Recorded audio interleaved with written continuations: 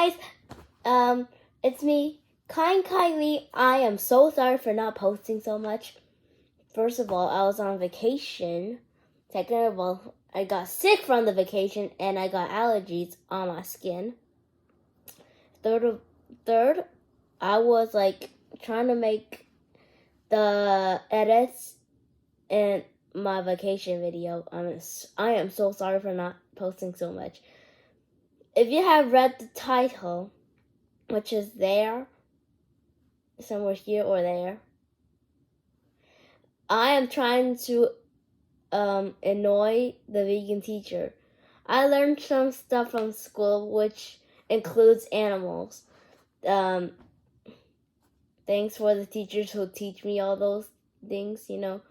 I got substitutes and my other teacher, my original teacher, because her dad was disabled. That's why I had substitutes. Thanks to the substitutes and my original teacher for teaching me science. Thank you. So, one thing that probably annoys the vegan teacher is that in China, some people eat cats and dogs, while she says, why eat one but love the other? I don't love dogs. I don't love dogs at all. I'm so scared of them. I am so scared of dogs. And cats, they have sharp claws. I am so scared that they scratch me. Seriously. So, vegan teacher, guess what? In China, not a lot of people, but some people eat cats and dogs. They beat them up and eat their skin. They also eat rabbits, which her dog ate, and they eat bears. I heard that they ate those. Okay, that's not my fault. So I can give you some evidence of that things. As you can see, if you can read this, that's amazing. It says, according to Human Society International, cat meat is not widely eaten in China. People consider cat flesh a good warming food during winter months. So that's one thing that we eat cats. I'll show you the time when we eat dogs. So Google says in the 21st century, dog meat is consumed in China, Nigeria, Switzerland, and Vietnam.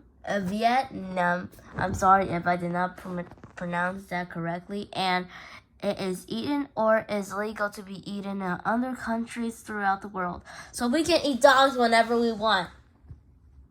Those are the evidence of cats and dogs were consumed in China. Or if I heard that it was in China. Number 2.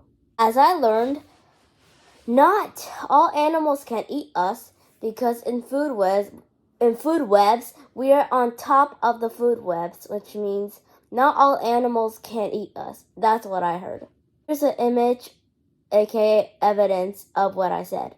As you can see, this boy is on top of the food web and all the other fishes are there on the bottom of the food web, which means that humans are on top of the food web and then not other animals can eat us. Another image, aka evidence of food web. So humans are on top of the food web. So it goes here. This mayfly. Frogs eat mayflies. Actually, it starts here. It starts right here. I think it's a type of virus or something. I'm just saying it's something that other things eat, like mayflies and trouts. And dragonflies. Frogs eat mayflies. And dragonflies. And snakes eat frogs. And salamanders. And a bald eagle eats, I think, something. This and a trout and a salamander. So, and here, you can see that the trout is pointing to a human. Humans can't always eat eagles. That's what I think. That's my opinion. Not all humans can eat eagles, and that I don't think we eat eagles either. And this human is on the top of the food web. The food web goes like here, and then it goes like this here. So don't be like confused, like if it's on the top and why is it here? I'm saying like the food web starts here, goes there, and then goes diagonally. Why? You asked, I said that wasn't part of anything. Well, that shows that there's a reason why we eat all of this. We eat animals, that's why. And humans are top of the food web, so you'll be like, so the vegan teacher is probably annoyed by now, like very annoyed. Number 3. If you're a 4th grader like me, you should have learned herbivores and carnivores. We are omnivores, I think. Omnivores are any animal or human that eats meat and vegetables. I am an omnivore. I eat vegetables like carrots and cucumbers, and I eat meat like steak and pork.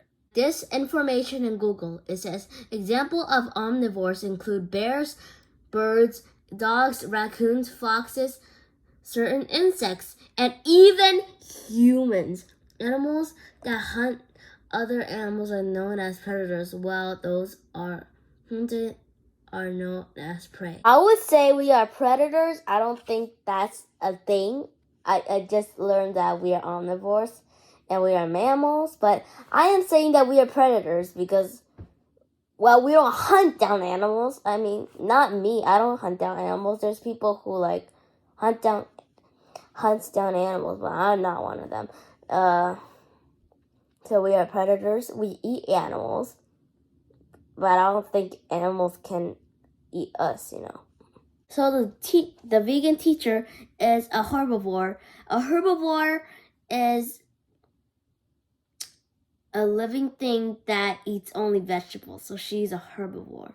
But I heard she ate meat a long time ago. She is also an omnivore. Again, if you're a 4th grader like me, you probably know producers, consumers, and decomposers. Watch this video if you actually know what I mean. So let's start with producers. And producers have the unique ability of taking energy from the sun and converting it to chemical energy that can be used on Earth. This process is called photosynthesis. Basically, producers produce or make their own food. Plants, trees, algae, and some types of bacteria act as producers. All energy within an ecosystem starts with the sun, so producers are essential to all other life. Everything here on Earth starts with them. Without producers, there would be no way of energy to enter an ecosystem. And we have a couple of examples to the right. We have some grass and an apple tree there. Then we move to consumers. Consumers cannot create their own food and energy, so they need to consume or eat in order to gain that energy. There are different types of consumers. We have herbivores that consume only plants, carnivores, they consume only meat, and omnivores, which consume plants and meat. I have a video that talks more about those. I'll drop that link down in the description. But for now, just know that consumers must consume or eat in order to gain energy. Consumers cannot create their own food like producers do. And our examples, we have a grasshopper and some polar bears. Lastly, we move to decomposers. Decomposers do exactly what their name says. They decompose. That means they break down dead organic material and waste and then return nutrients to the soil. You can think of them like recyclers. The nutrients they pump back into the soil are essential to producers and their process/role. If something dies, poops, or maybe even a tree loses a leaf, decomposers are the ones to break down the nutrients and return them to the soil. I do want to mention that although decomposers play a critical role in ecosystems, they aren't always shown in food chains or in food webs. Now that you know what I mean. So humans are basically consumers and producers. And I don't think we are decomposers, but we do eat dead animals. But like not eat them exactly like dead and raw. We just we kill the animals and then eat them as our food. So we are producers, we can make our own food. Like you get, for example, you go to a supermarket, you get the meat, you make that meat your dinner or your lunch, whatever. Consumers, they eat to gain energy. We eat to gain energy. So we are also consumers. So without eating, how are we gonna get the energy to live?